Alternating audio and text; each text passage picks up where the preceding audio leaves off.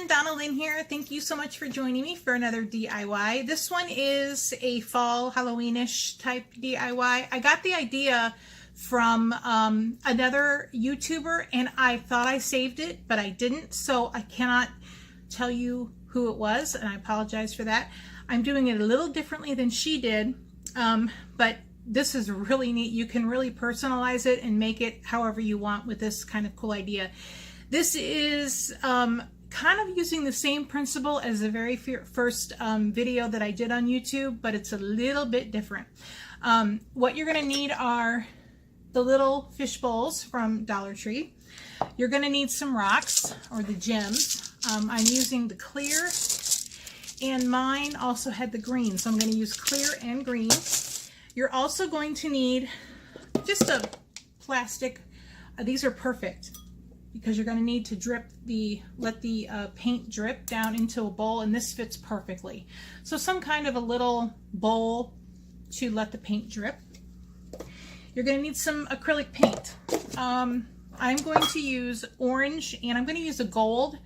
You can get these at Walmart for like 50 cents or at Joann's or Michael's. I don't know which orange I'm going to use yet.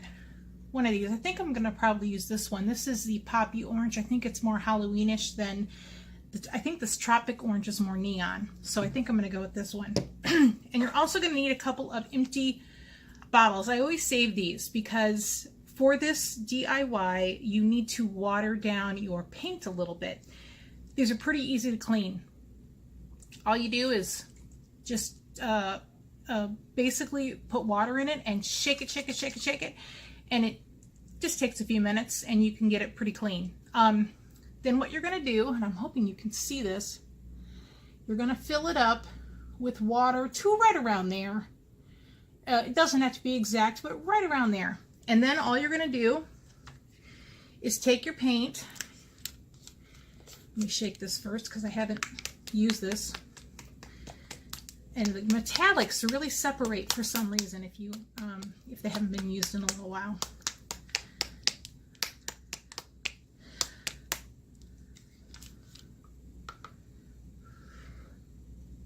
Okay, and you're just going to fill the bottle up to the top with the paint.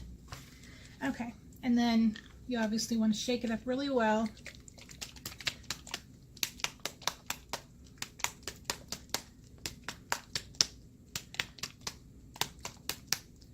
You don't need any brushes for this.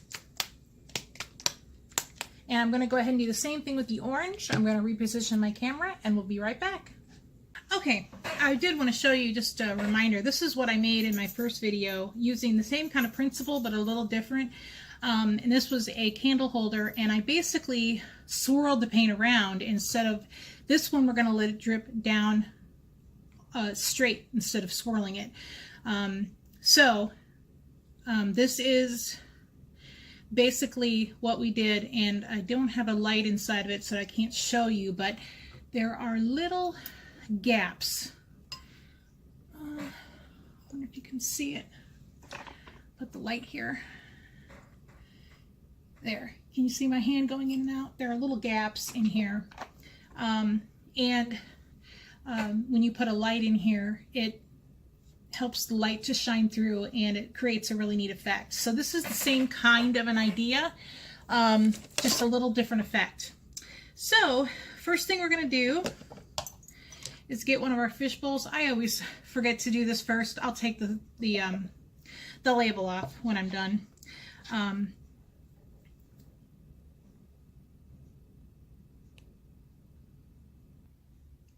Now, on a side note, if you don't want to put a candle under this, you don't need to water the paint down.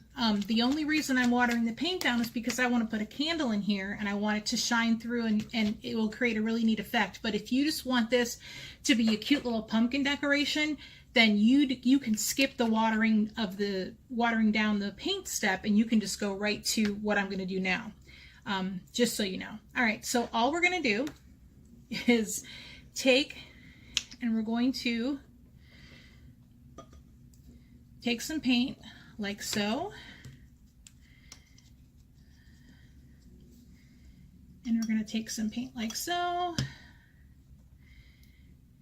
And we're going to go like this, and we're going to go like this. You don't want to swirl it because you'll get the swirl effect. You kind of want to do this, and I don't know if you can kind of see the effect it's making. And so you're going to want to put a little more paint in.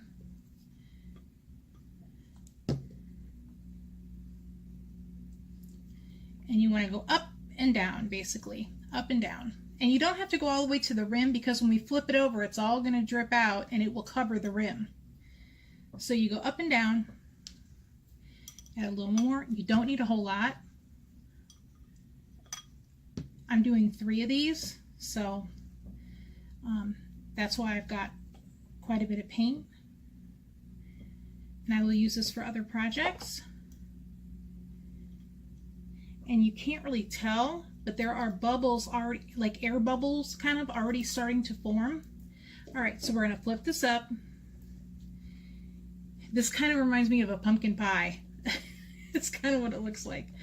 All right, pumpkin. It looks like a pumpkin pie ice cream, if you've ever had one of those. It looks like the gold kind of looks like the crust, and the orange looks like the pumpkin pie. So this is what it looks like as of right now. And we're going to let this basically drip down. It will take several hours for it to completely drip down. Once all of it has dripped, and you're going to want to check on it. If all of the rim does not get completely covered, then you can go ahead and kind of manipulate it a little bit, swirling it back and forth to get the entire rim covered, but it should go ahead and cover all of the rim, or close to the rim. So go ahead and just basically let it drip.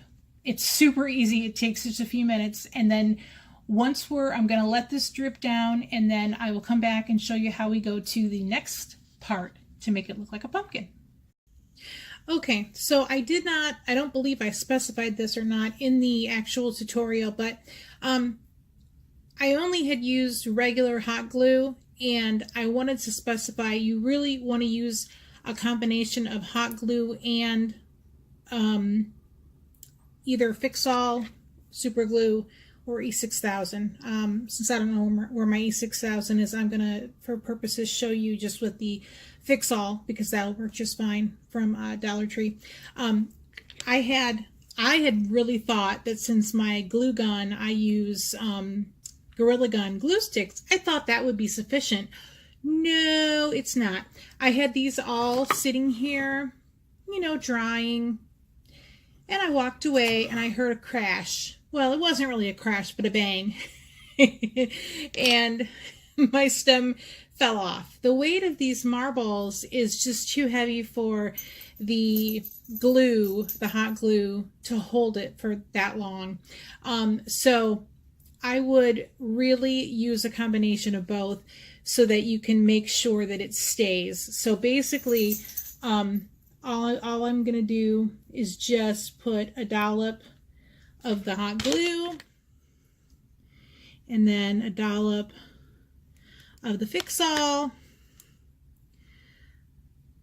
The hot glue, of course, will keep it on there for now, and then the Fix-All, or the super glue, will keep it on there long term, because you know that super glue does not hold right away. I just wanted to real quick mention that I would highly recommend doing a combination of both, because of course you don't want to stand there and hold your marbles until they glue just using E6000 or super glue. So I would recommend using a combination of both, because these little marbles are just too heavy for even the Gorilla Glue sticks to hold. So anyway, I really hope you enjoyed this DIY, and I'll be back again with another great DIY coming up real shortly.